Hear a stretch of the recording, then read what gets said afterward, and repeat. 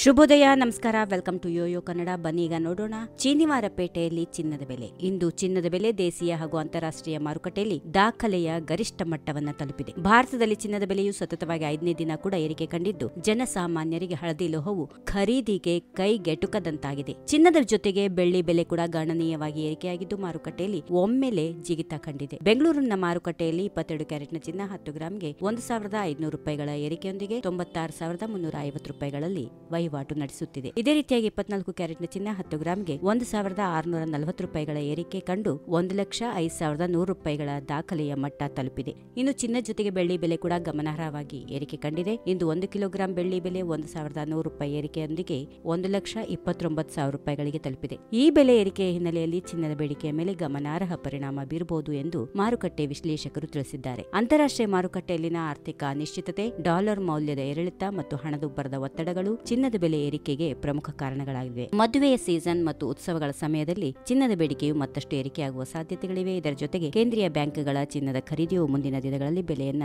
ಇನ್ನಷ್ಟು ಏರಿಕೆಗೊಳಿಸಬಹುದು. ಈ ವಿಡಿಯೋ ನಿಮಗೆ ಇಷ್ಟವಾದಲ್ಲಿ ಲೈಕ್ ಮಾಡಿ, ಶೇರ್ ಮಾಡಿ, ಸಬ್ಸ್ಕ್ರೈಬ್ ಮಾಡಿ.